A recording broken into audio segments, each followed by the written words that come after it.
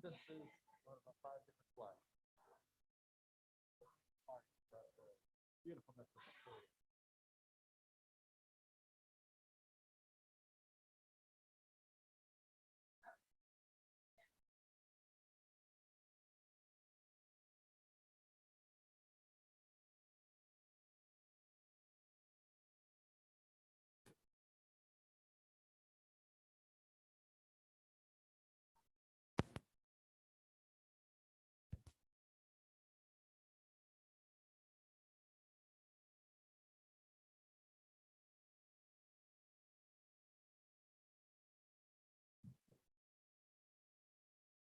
It's 7.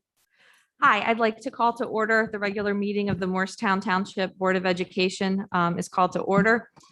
This meeting is called in conformance with the Open Public Meetings Act with adequate notice provided as follows. Notice filed with the Courier Post, July 1st, 2021. Notice filed with the Burlington County Times on July 1st, 2021. Can please have a moment of silence?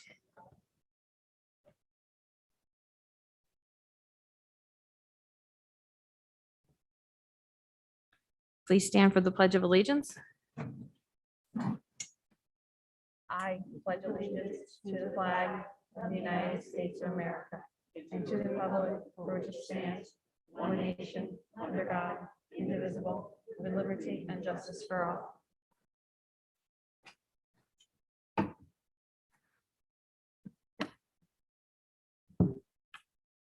Well, we had everyone almost in executive. So James, if you can do roll call, I guess. Dr. Alberti. Here. Mr. Fairchild. Here. Mrs. Mullen. Dr. Snyder. Mr. Villanueva. Mr. Weeks. Mr. Weinstein. Ms. Romano. Present. Mrs. Shaw. Thank you. Okay. Are we moving forward? Okay. For routine matters, the minutes, approval of minutes for the following meeting attached as Exhibit 2237, June 15th, 2021 executive session, June 15th, 2021 regular session, July 13th, 2021 regular session, July 13th, 2021 special meeting. So moved. Sandra. Second, Mark. All in favor? Aye. Aye. Any nays? I abstain from the July 13th regular and executive. Any abstentions? Okay, motion carries. Okay, at this point, I'd like to open it up to if anyone has any communications. The communications that I would like to share is that the Burlington County School Board Association is having their first meeting of the school year this Thursday at the Medford Country Club. We are back in person. All are welcome. You just have to pre-register. It's at the Country Club if you are interested in the meal at 6, and then it will be an open also virtual meeting starting at 7:15 for those that are interested. And the topic is opening of the school years for the districts, the school districts in Burlington County. All right. I have one thing. It looks like, I guess we're up to communications. I'm going to step back. I know I missed the vote. My apologies for being late on the minutes. But I know that the June 15th minutes were just voted on. And as I've communicated this privately, but they're wrong. I mean, the transcript of the meeting shows that there was an adjournment at the top of the meeting, and the minutes reflect that there was a recess, and that me and Mr. Weinstein didn't come back to the recessed meeting, and that's frankly just wrong. But in any event, I missed the vote, so I would just like to note, James, for the minutes during communications, that I disagree with the minutes as reflected in the agenda. And if you could also note the timing of when everybody else has come in, that would be great. Thanks. Sorry, we were lemmings following everybody to the other door. No. The meeting went ahead and they started voting on things. Any other communications? Okay, thank you. Thank you for noting that, James. For President's remarks, President Shaw is unable to be with us this evening. I just would like to say, a really heartfelt thank you on behalf of the board to all of the staff and students for, a really fantastic start to the school year. I'm sure everyone is really excited to be back in full day, and really a testament to the community of how we've opened so smoothly, and it's been a very successful start. So just really thank the school community for that success. I will turn it over then for educational highlights and the superintendent's monthly report.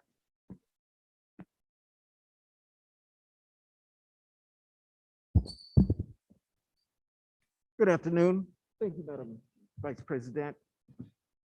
Let me share with you about the opening of the school year.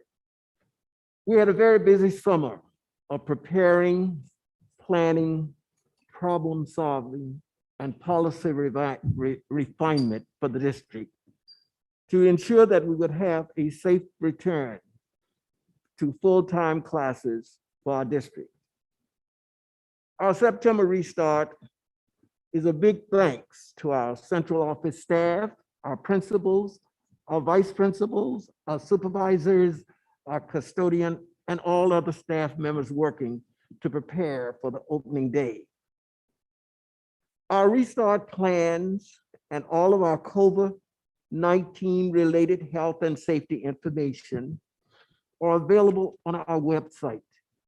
We try to answer as many questions as we can and to keep you as informed as we can. The process of returning to school is not without challenges and opportunities to make things better for children, for staff, for our citizens, and for our community. But there are some bumps in the road. Yes, and I want to tell you about those bumps. There are some bumps in transportation, okay? There are some bumps in late buses arriving and departing, but we're working on all of that. Let me pause for a few minutes and just really thank all the staff, the students, the parents for their kindness, for their calmness, and your compassion as we launch this school year. That's what have helped us to make a difference. I'm asking Jeff if he would flash on some of the observations that are coming. You have them on your sheet. If you would flash on some of the observations, and if you would take a few moments to read those observations, they are telling you about what's going on in their school and how they're working with students and how they saw how school opened. Should you have some questions, I'd be happy to respond to it.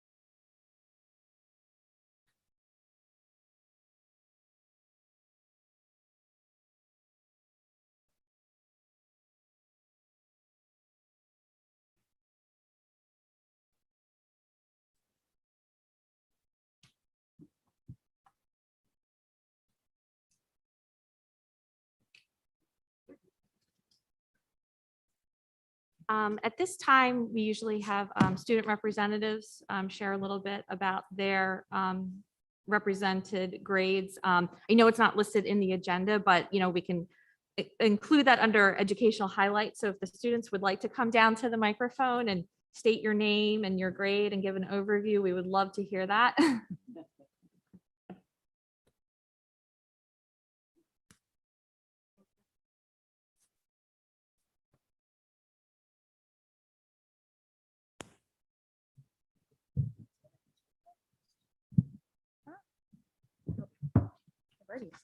Okay. Hi, everybody. My name is Claire Curran, and I am the senior class liaison. I've been here since sophomore year, but it's crazy that I'm finally a senior. It's very exciting to be back. So this year we started school on September 8th, and it's been super busy ever since, especially for the seniors. I don't know about you guys. You can talk about that. The first Sunday after school started, the seniors were invited to come to the high school and design their parking spots with chalk. And we had a pretty good turnout, and it was a great way to kick off our final year. I'm too young to drive, so I didn't register for a parking spot, but a lot of my friends had conflicts. So I decorated 8 spots that day so we can mark our territory. So no, there was like a lot of people parking in other people's spots. So then everybody was marking like Anya's spot. So I don't think there's been any conflict since, which is good. And then later the next day, that Monday, we had a senior sunrise breakfast at the First Presbyterian Church. I had to hitch a ride again with a couple of friends, but we drove through the parking lot and grabbed some free breakfast items. And the breakfast was independent of student council, and it was organized by some very gracious class parents of the class of 2022. On behalf of the class, I would like to thank them for organizing the event and helping to make our year very memorable. And last week, the senior class collected designs for our senior class pep rally shirts. And we'll discuss this again later, but pep rally is taking place in the end of October, and it's a highlight of senior year. Whether we win or lose, we might not actually win a lot of the events, but we are going to win pep rally no matter what. We're seniors. So it's definitely a highlight every year, and the designs are getting better and better as high school goes on. So we decided this year to involve a lot of class participation. So we actually had a vote this morning. There were 13 approved designs from administration, and then the winner will be used as our theme for pep rally. It'll go on our shirts, flags, and any decorations we have in the hallways. And we are planning more events for the rest of the year, but I'm very excited. Right now, my fellow seniors and I are very busy with college applications and frantic tours. I just had a meeting with my guidance counselor about college, and there are a lot of deadlines. I'm really excited for what this opportunity will bring, and I'll keep you updated if I ever finish any of the applications. They're really long. And I'm enjoying my classes so far. I took my very first computer science class, and I really like it. I thought it'd be a lot more complicated, but we're also only 9 days in, so it might get a little harder, but I really like it so far. And some other highlights are Spanish this year and AP Literature. I'm expecting a lot of thoughtful analyses and conversations, so I'm excited to dive a little deeper. And thank you, and I'll hand you off to Lucas. Thank you. Hello, my name is Lucas McGill, and I'm excited to be the junior class liaison for this year. From last year to this year, everyone has worked very hard to make sure the transition was as smooth as possible. All the students are thankful and excited to be back in school full-time with their friends and their teachers, and all the measures have been taken to provide for a fun and safe 2021 to 2022 school year. On the topic of safety, a number of safety precautions have been set in place, such as mask guidelines, which are strictly enforced, as well as hand and desk sanitization to ensure our safety and comfort for the transition to a new school year. At this point, I'm going to talk about some of the events we have planned for the next couple of weeks, starting on October 15th, where we're going to have our whiteout football game, at which the whole school is encouraged to dress in white to symbolize school unity and a kickoff for the school year. On the 16th, the next day, we're very lucky to be having our homecoming dance, which I know all of our students are very excited for. Then from the 18th to the 22nd, we'll have our Spirit Week, where each day there'll be a different theme for students to dress up for to raise school spirit in our students. Then that Friday, the 22nd, we'll have our pep rally, where our grades will compete to show off their class spirit. The next day, on the 23rd, we'll have our Morristown homecoming football game to bring a wrap to the week. And finally, rehearsals have begun for the fall play, which will take place at the end of October, starting on the 28th. That's all I have to say for today. Thank you all for your time. All right, hello, everyone. My name is Jack Britton. I have the pleasure of being your liaison. I was it last year too, and I hope you're all having a good evening. As you know, school is back in session, and so far the adjustment from last year's half days and half remote different experience for me. And we are now all in with full 40-minute periods, but it isn't half as bad as I thought it would be. It's nice to be in school, interacting with your teachers, and being able to consistently stay after school for help. All the parameters and precautions put in place for the school to maintain safety aren't as obstructive as I originally thought. It's also good to have lunch back where you can take a break from your mask. And speaking of lunch, another benefit this year is free lunches for everyone, which is easier for financial burdened families. All in all, it was pretty much feels like a normal school year. Activities and clubs are starting up, sports are starting off to a normal season, and all of the fun events are scheduled this year. And touching on what Lucas said, we're having our homecoming dance on October 16th, Spirit Week, October 18th through the 22nd, and Spirit Week t-shirts are currently on sale for $12. And we're having a Veterans Day assembly on a later date in November. It's certainly exciting to see all these activities back for this year after we missed out on a lot of them last year. These activities and events are what make a memorable high school experience, and it's important to carry those throughout your life. I know all my peers and myself are excited to have these activities back, and that's the sophomore class report. Thank you. Good evening. My name is Yvette Wattel, and I'm the board liaison for the freshman class. I'm here to give you a quick update on the freshman experience so far. It's been great, and it's very exciting to finally say that I'm a high schooler. Since it's only been about a week since school started, there's not much to report except for the planning of Spirit Week, which is going very well. The first 2 weeks of high school have gone well, and all our teachers have been very kind and helpful. The orientation and tour of the school premises was very useful. As a result, most of us have been on time to our classes, although a few of us are still struggling. The transition from middle school has been really smooth. Our teachers last year prepared us very well, for which we are grateful. Some of us may have been a little intimidated at the beginning by the security and the new rules, but it seems our freshman class is adjusting well to the new environment. In short, everything seems to be going smoothly. Thank you for listening.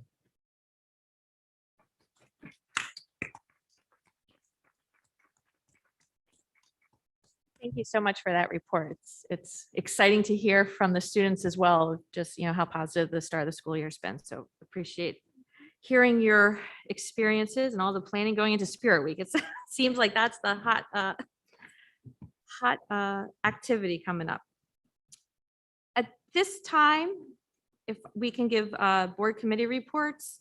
Curriculum I know is meeting at the end of this week.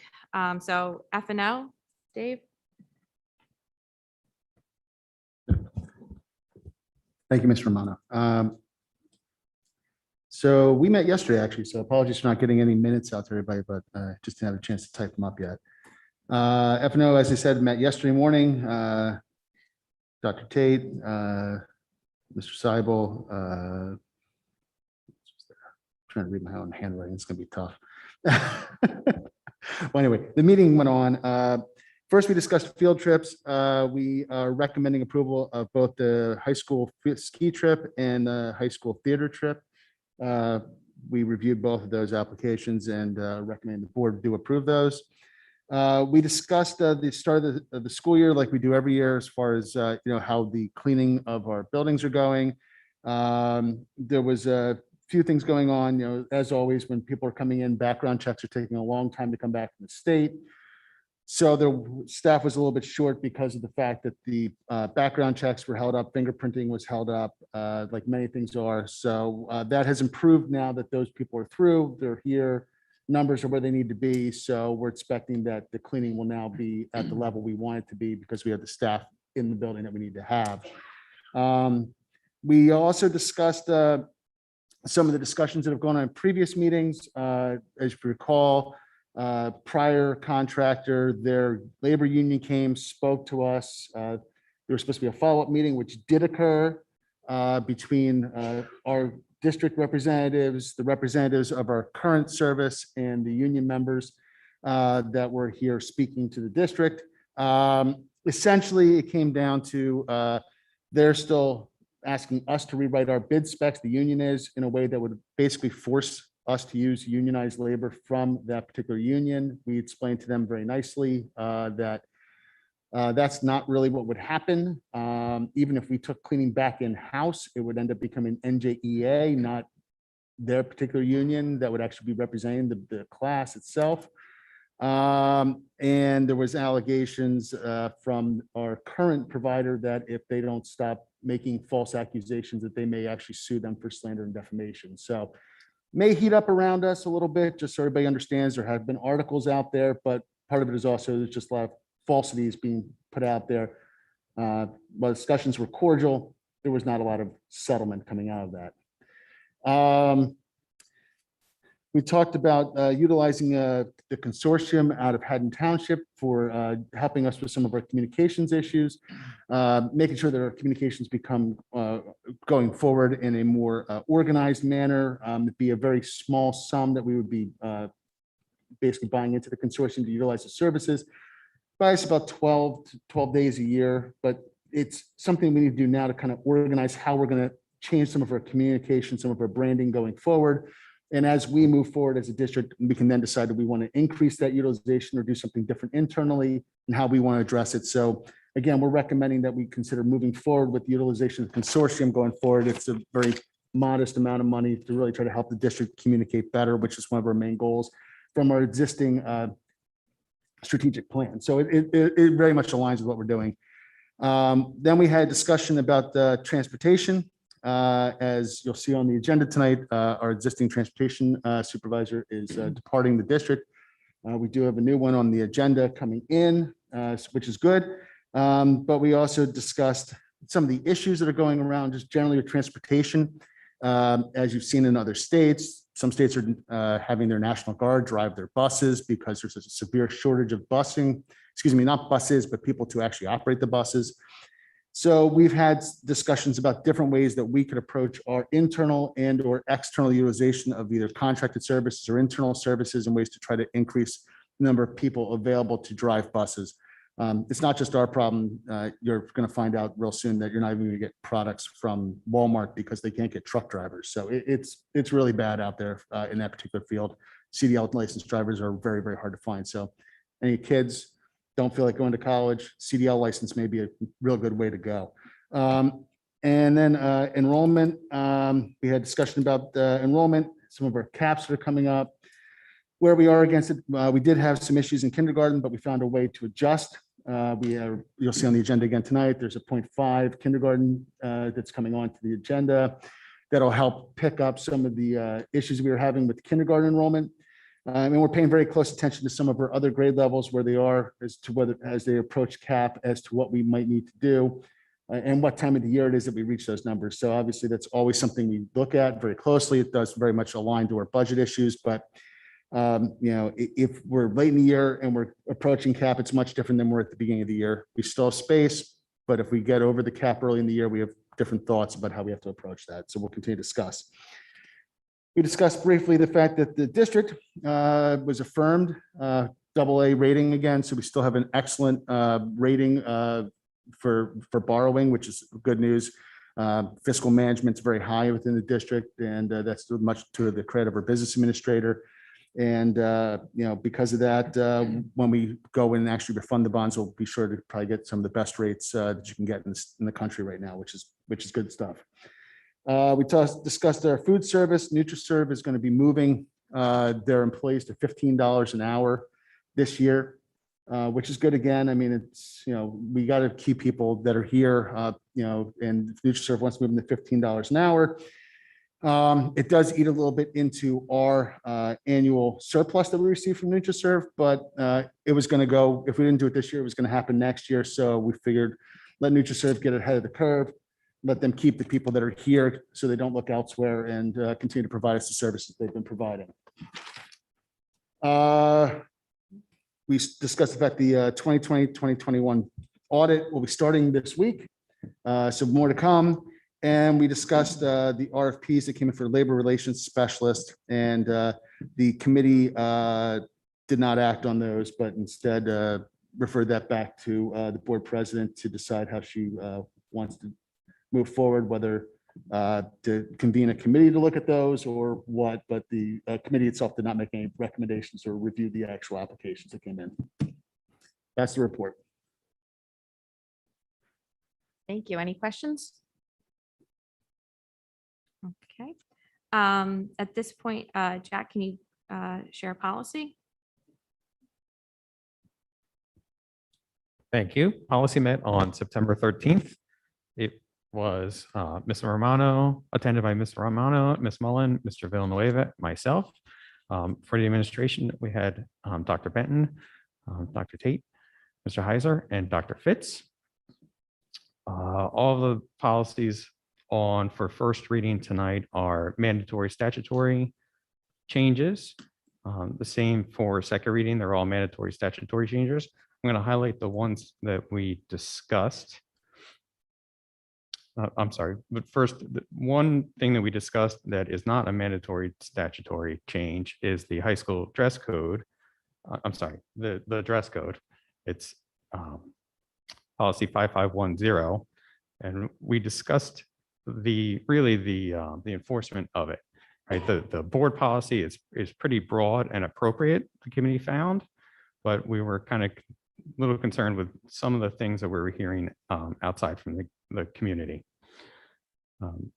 We understand that at least at the high school, that there is a committee between students, staff, and parents to try and rectify some of the concerns. Our committee, the policy committee, wanted to know how often people were dress coded. We want to know the process that was in place in order to create a dress code. But it sounds like everybody's kind of on the right track at this point. Policy 1648.13, school employee vaccination requirements. We had some heavy discussion here, mostly around volunteers and what is a volunteer in the school. What are the thresholds for that? Who would maintain the vaccination cards, identification for that?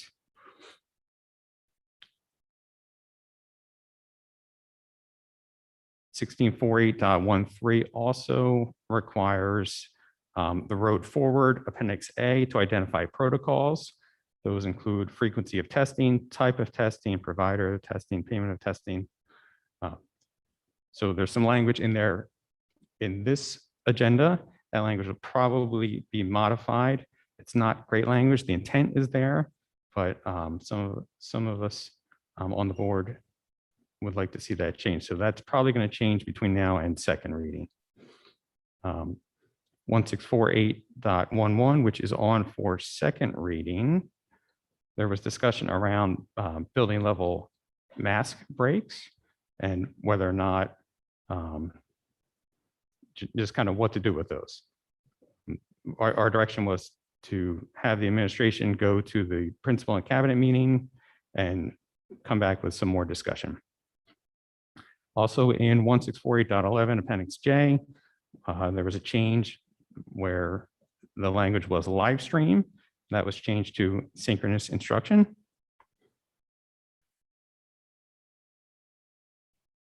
And just see which one's next here. The next discussion was really around 8420.1, the fire drills. We added a little language to the door locking within there. And then there are two policies up for abolishment tonight because the information is captured in other policies. Those policies are 5114, children displaced by domestic violence, which is captured by 5111, eligibility of resident, non-resident students. And the other is policy 8810, religious holiday, which is captured in 2270, religion in schools. That's the extent of my report. Okay, thank you. I don't believe communications met over the in between meetings either. So we will report on that. We just interviewed with the Haddonfield Consortium and move that to FNO for a recommendation. Sandra, you want to give an update on the ERC Ad Hoc Committee? Yeah, just very briefly, we are regrouping. We're going to have a leadership meeting being set up probably to meet next week with Mrs. Butler, Ms. Benton, and Dr. Fitz, as well as Karen, myself, and Lauren, to just kind of consolidate everything that was contributed by the community last year, think about some direction and a structure that works with where we are in the school district, reflect on hiring practices that happened over the summer and things that have already been in place, and see what we can do to continue with the momentum of that effort. Any questions or anything? Okay, thank you. At this time, then I'd like to open it up to public comment. Keep in mind that this first public comment is for agenda items only. When you step up to the microphone, please state your name and address, and keep in mind the 3-minute limit for your comments.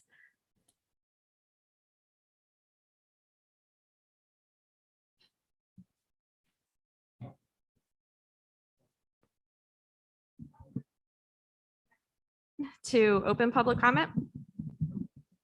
Second? All in favor? Aye. Any nays? Abstentions? Okay, motion carries. So open public comment. Sure. I'm good now. Oh, there you go. Claudine Morano, 425 Oldershaw Avenue. I'm really glad the policy committee picked up on a lot of the topics that have been raised over the last couple of meetings.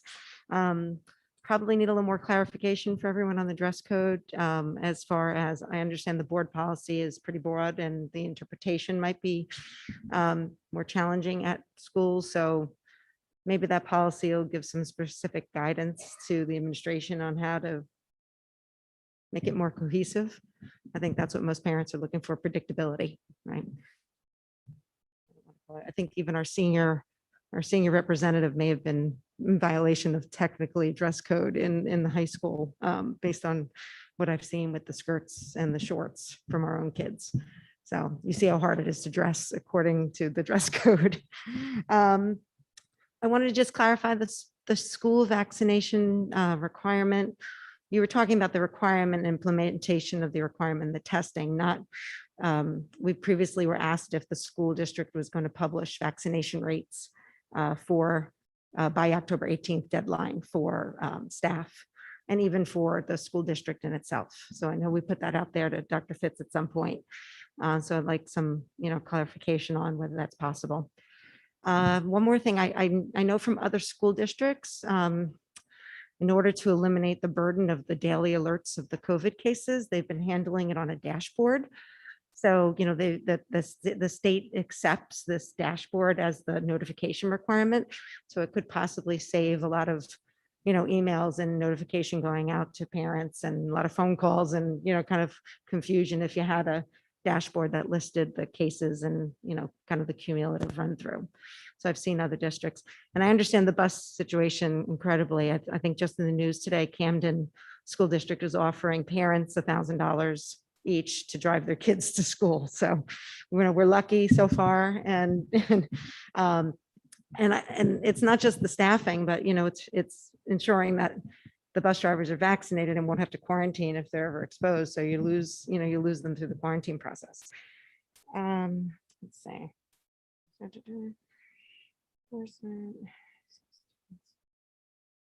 Just a quick question, if someone can answer. I will call NutriServe, but has the lunch changed because it's free, or is it the same menu and same everything that would normally be offered?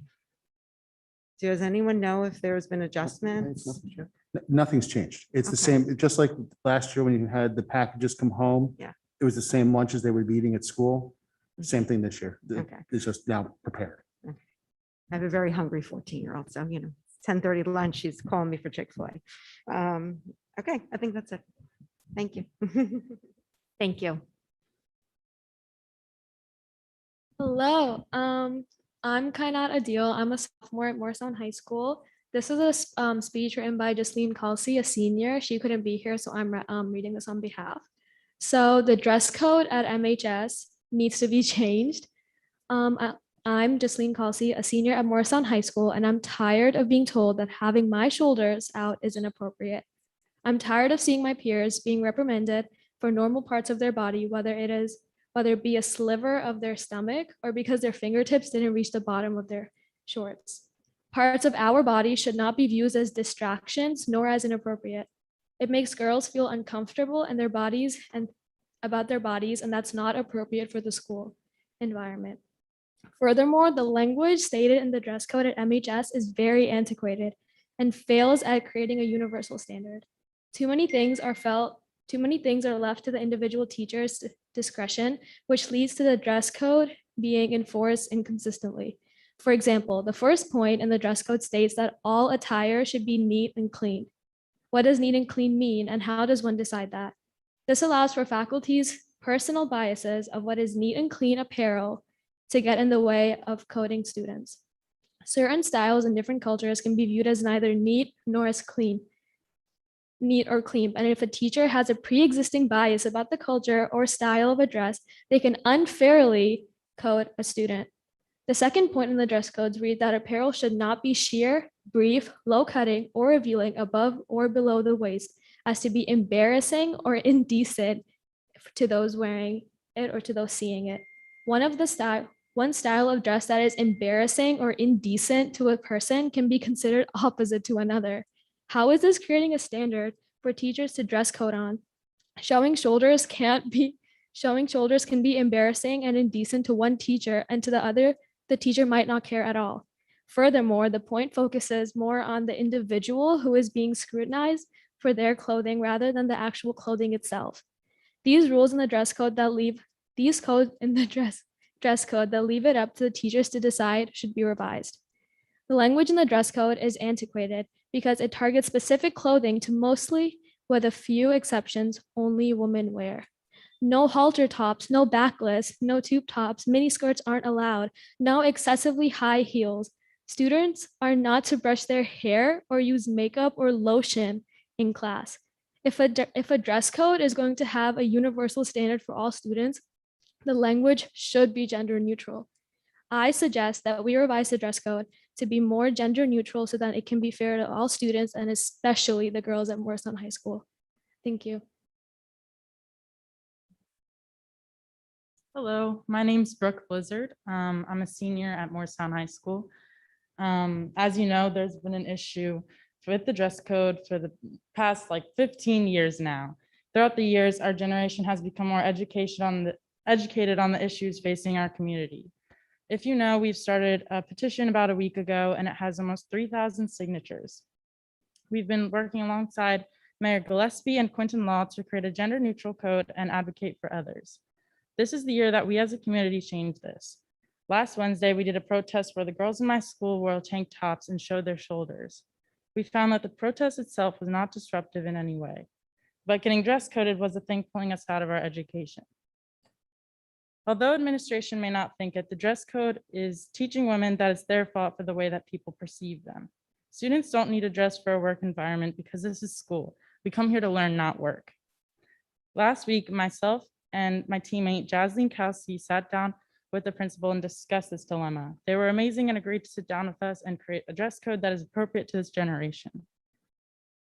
I watched the live stream from the Board of Ed meeting last Tuesday, and I listened to the amazing mother who came forward and advocated for all the young women in Morristown. She talked about how her daughter in 4th grade was dress coded for the size of her shorts, the length. In 4th grade, you're about 8 or 9 years old. I thought that getting dress coded at 17 was bad enough, but 8? And still, and all the board had to say was how this has been happening for 12 through 15 years, and welcome to the fight. People are coming forward to you and expressing their issues, and all you have to say is that. I believe that Morristown is known for its excellence and making sure that everyone feels safe and included. So if you want to be an example to other towns, then listen to yours. I would like to know when we can set up a meeting with you or a subcommittee to discuss this further. Thank you. So I don't think I can leave until I know what we're gonna do from here. Jack, do you want to, as policy chair, if you want to leave your email and then we'll be in contact. Yeah, that'd be great. Should I say it now? It's 22 Blizzard, BLIZZARD B at mtps.us.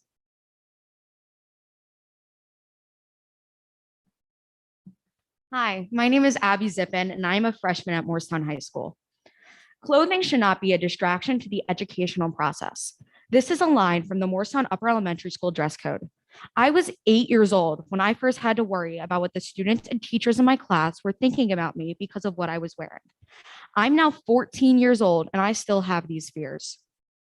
Our high school dress code somehow manages to be worse. Apparel should not be sheer, brief, low cutting, or revealing above or below the waist as to be embarrassing or indecent to those wearing it or those seeing it. Clothing should not be distracting or provocative. How is my tank top provocative? Are my shoulders the issue, or is the issue the students sexualizing me? Why is there more effort on punishing the female presenting individuals than there is in teaching the provoked students that they need to behave whilst in a school building? The young boys and full-grown teachers need to know better than to sexualize us. We should not have to cover up or change for them. While I am being pulled out of a class for my pants being too short, the individuals sexualizing me get to stay. Why am I being kept from my education for something that I cannot control and that is not my fault? This also majorly enforces rape culture onto the young students at our school. These rules have taught me that it is my fault that others are provoked by me and that others are sexualizing me. We've also had many instances where the female presenting students get dress coded for wearing a sports bra or tank top at a school practice, but the boys teams are shirtless and face no repercussion. This is not okay. I don't want to see any other young students having to struggle with the issues me and my female presenting peers have had to deal with. We put a petition out to the school population discussing these issues and asking for feedback and opinions. We have just reached 2,795 signatures, and just in the few weeks that this petition has been up. We received many messages from other students and parents, and I feel that it's important to share one of them that really stuck with me. Mia shared, "I'm signing this because women aren't distracting. Men just think like rapists. This town and school district has taught me to stand up for myself, and I'm going to do that. I'd love to do that with your help.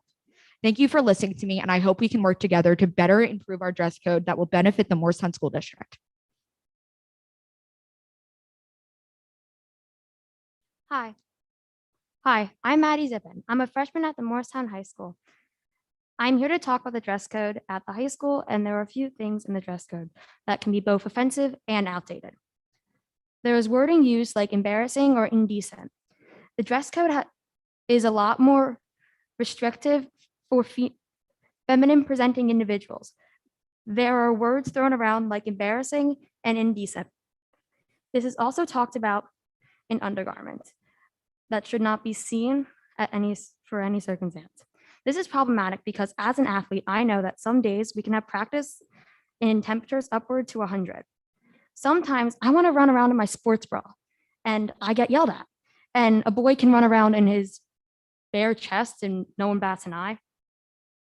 I've had some kind of dress code since fourth grade. Fourth grade, I was 8. I shouldn't have to worry about what other people were thinking about me at the age of 8. It's also not just the kids. I've been pulled out by many male teachers thinking that my shoulders were too exposed or my shorts were too short. I shouldn't have to worry about being distracting at 9. This is also adding to rape culture, which is already a huge problem in the world as it is. How is it my fault that a boy is provoked by my shoulders? Why should it matter what I'm wearing? I think the real problem is the boys. They should be punished, not me. I have been taken out of classes for my inappropriate clothing. Does that mean that this dress code is more important than my education? That shouldn't happen. I shouldn't need to leave Spanish class because my shoulders are showing. I suggest we change the dress code before things get worse. The dress code can also lead to eating disorders and self-harm, which are already a big problem for kids with mental health problems as it is. Thank you. Okay, thank you.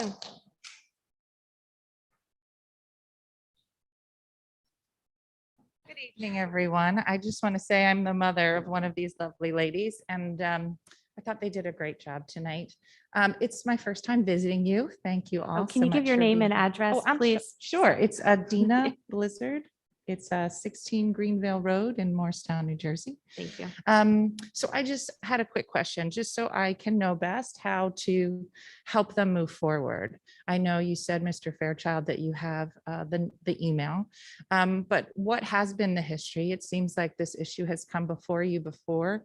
How has it been dealt with, and how did we land to where we are? I'm happy to talk to you after this if you wish about some of the history, just not to go through it all, but this has come up multiple times during my tenure over 12 years. We've typically sent it back to the high school to relook at their language or the other schools. Last time it came up, I think was specifically in the UES. And we asked the schools to go back. The overall board policy is, as we've already pointed out, very broad and does not have a lot of descriptive language like the ladies have So, expressed, but. I'm sorry, it's hard to that's hear fine. you with the mask. So you're saying that you in the past have sent it back to the schools? You said the last time it was a Yep. UES issue.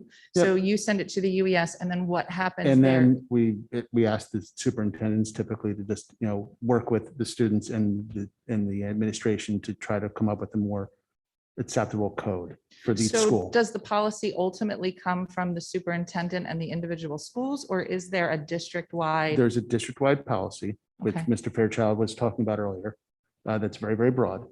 And is that the one that the girls were quoting from tonight? They sound like they were quoting from the high school handbook, if I can probably guess.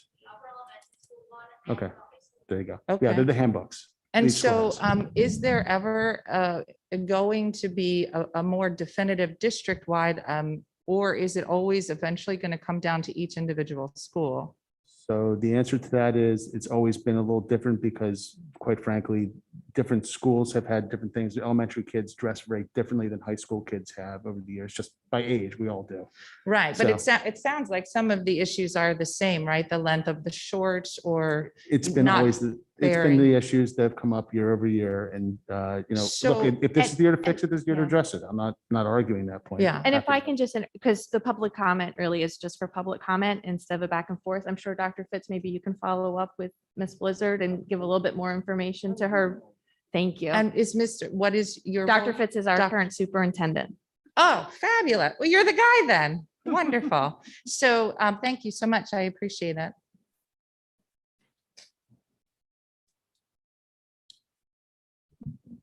May I, Claudine Morano, 425 Oldershaw Avenue. I just wanted to show that this is an example. Ms. Blizzard, can you just stay for a sec? This is an example where the board sets policy for the district to implement. And then when it doesn't get implemented, maybe the way you thought, there's not clarity on what the board's recourse is to pull the district and the administration back in. This shouldn't be going on for 15 years. I know you have to do policies with reading one and second reading, but the kids are speaking out and telling you this has to end. No one's talking about a thong sticking out of someone's backside. They understand that. We're talking about tank tops or shoulders sticking out and kind of anything that you go to buy in the stores. So my bigger question is, and please, this carries all the way through all the COVID and the pandemic stuff. Where does the board policy start, the implementation end, and where does it overlap? And that really gets to the crux of a lot of the frustration from the parents in the community, regardless of where they land on issues. Thank you. Happy to talk to you afterwards if you wish.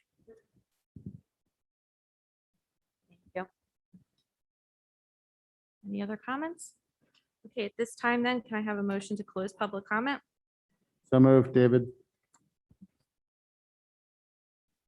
Favor? Aye. Any noes? Any abstentions?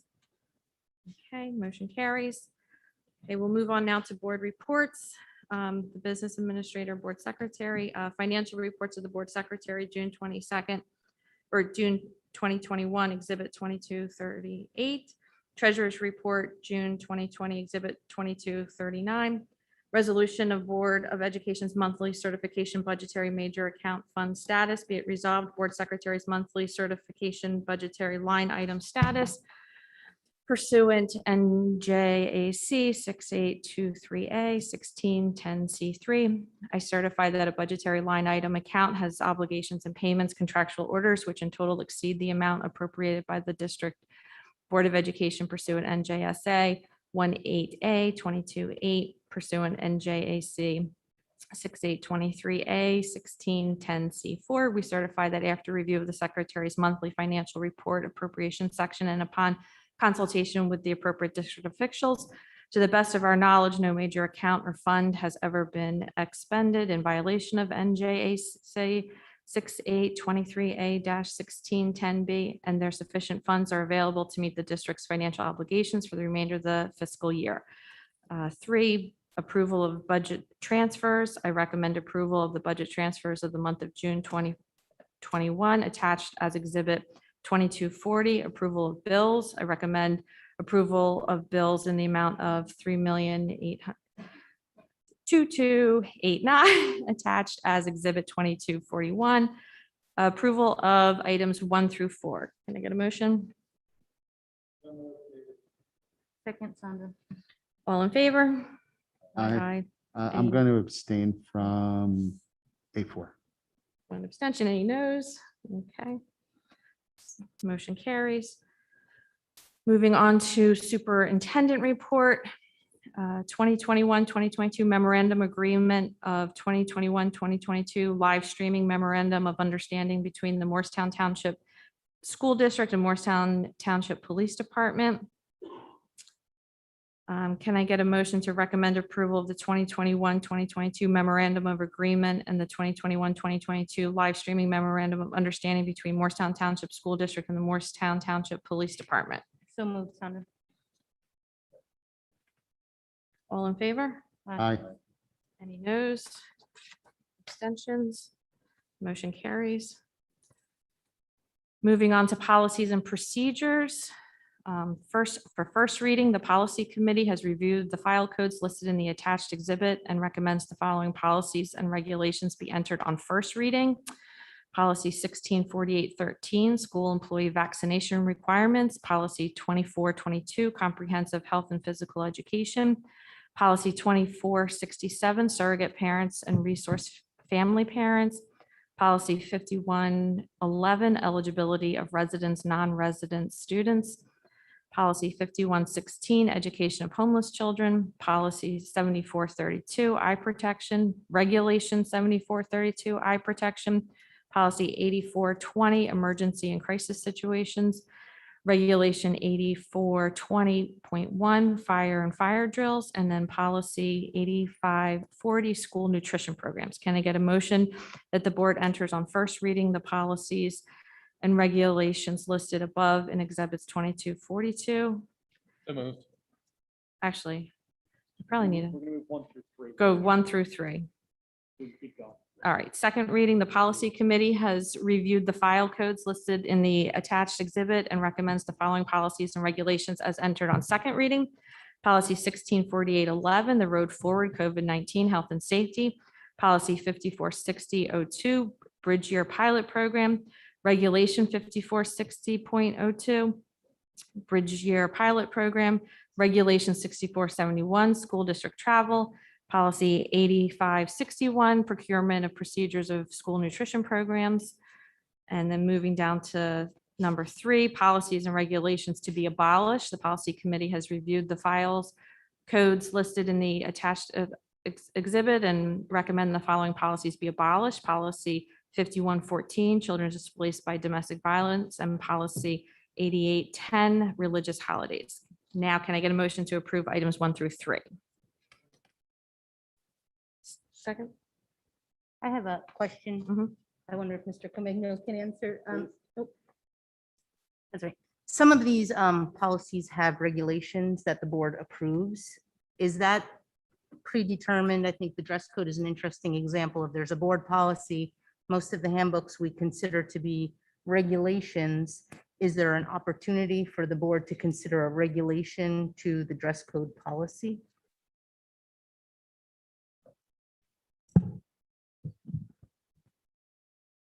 So I think this is a great example of the administration receiving direction and administering the schools.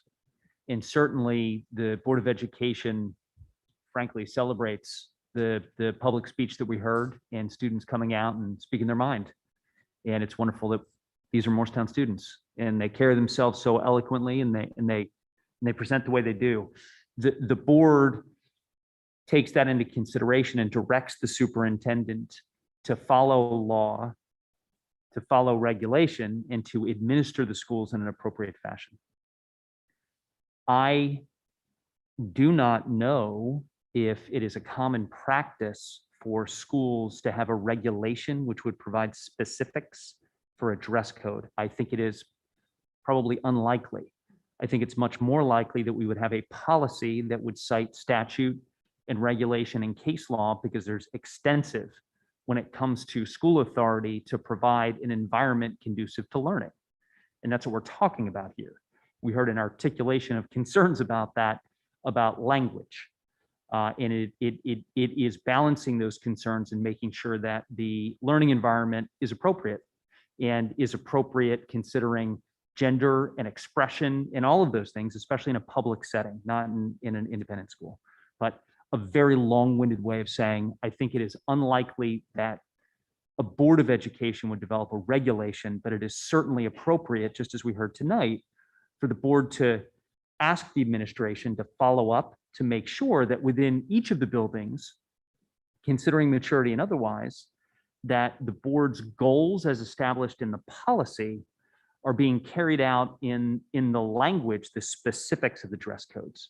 And I would also, I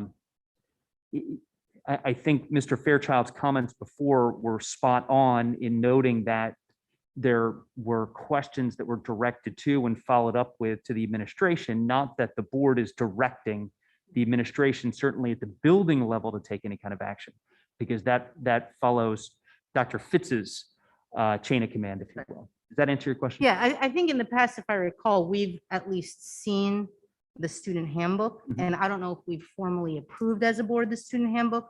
I mean, I'll just admit, I was shocked when I saw the daily bulletin use the language of provocative, because I remember taking that out of the board policy. I was like, no, we took care of that.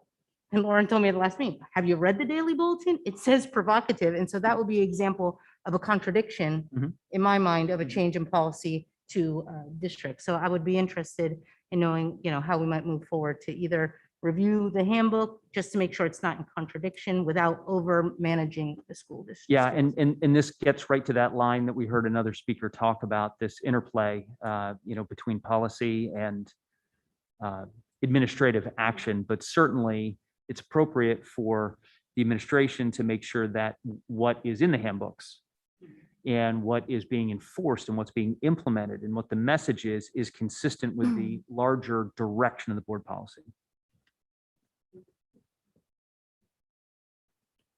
Okay, moving on then to, oh, sorry. Yeah, well, I think we have to vote.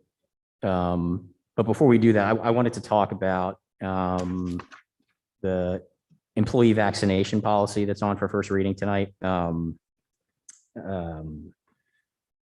understand why we have to have this on our agenda and why we have to have this policy. It's because the governor has ordered it under one of his executive orders, and what it requires is that every employee volunteer within the district provide proof of vaccination or submit to weekly testing either once or twice a week.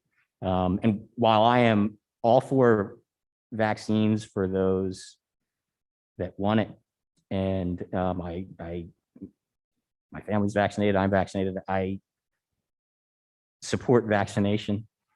I have a real issue with the government and this school board mandating it for employees and volunteers in the district. Again, I understand why we have this policy. It's because we've been told that we must.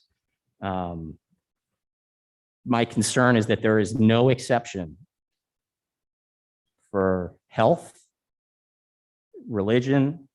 There could be a pregnant teacher, para, staff member that doesn't want to get vaccinated and will be subjected to testing once or twice a week under this policy, which I have a real issue with morally. I'm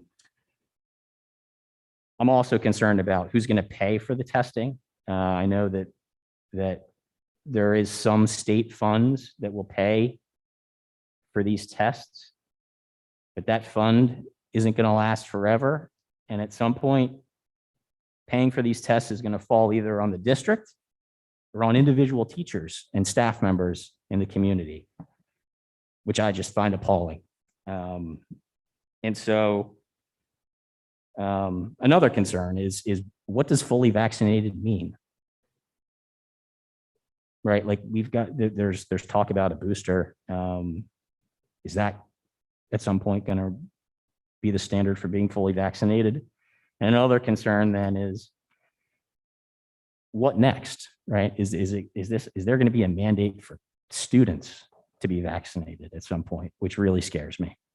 So in any event, I completely understand why this is on our agenda. I'm not going to say no, but I'm going to abstain just because I'm so concerned with this level. This part of governmental regulation really disturbs me. Any other comments? Okay, at this time, then can I have a motion to approve items one? Oh, sorry. All right, can I have it? Just a vote? All in favor? Aye. Abstentions? I abstain from the road forward. It would be 1648.13 and 1648.11. And any nays? Thank you. Thank you for bearing with me as I am going through this agenda. All right, so moving on then to educational programs. Number one, special education out of district placements 2021, 2022. Burlington County Alternative School Placement for 2022. Special education in district placement for 2021, 2022. Homeless placements for 21, 2022.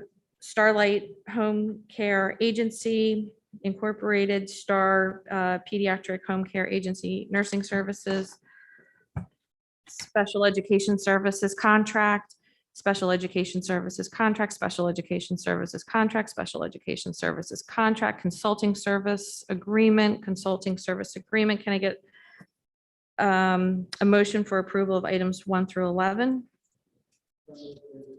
Second, Sandra. All in favor? Aye. Any noes? Any abstentions? I abstain from number 1. Okay. Moving on then to finance and business. Number 1 on the agenda, travel expenditure approval request. Approval with the amendment discussed in executive.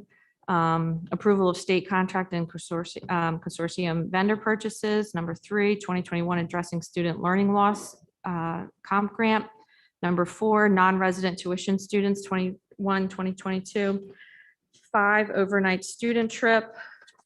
6, tuition rates as posted in the agenda. Can I get a motion to approve items 1 through 6?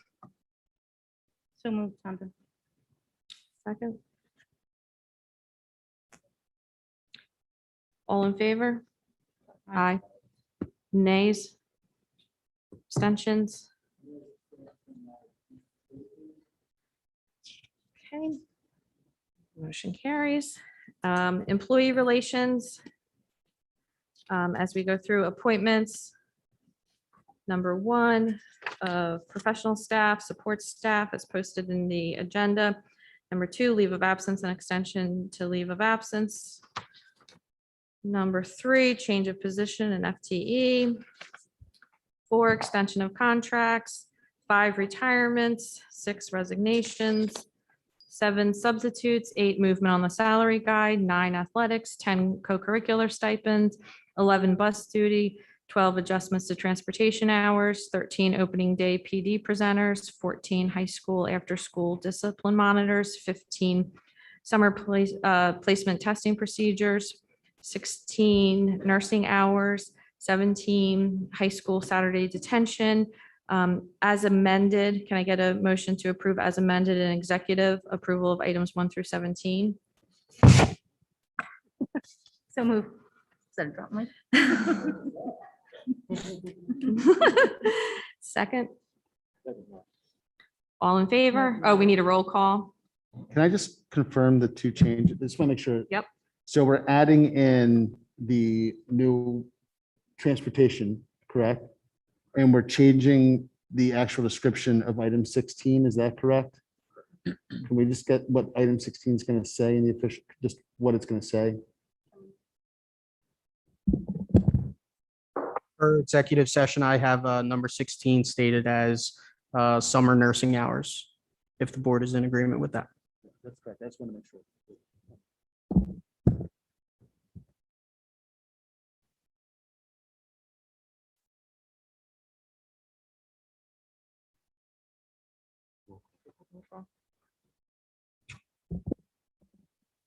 Dr. Alberti, Yes.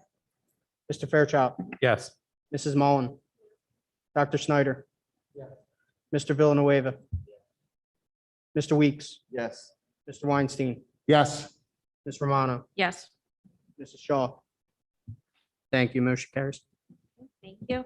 As you can see, listed in the agenda for information only is our enrollment. You can see that enrollment has increased this year from last year. Ask if anybody at this time has any old business to discuss. Okay, anyone have any new business to discuss? Okay, at this time then, we'll open it back up for public comment. At this time, comment can be on any item. Please come up, state your name and address, and again, please be mindful of the 3-minute time limit. Can I have a motion to open public comment? Second. Second. All in favor? Aye. Aye. Okay, public comment is now open.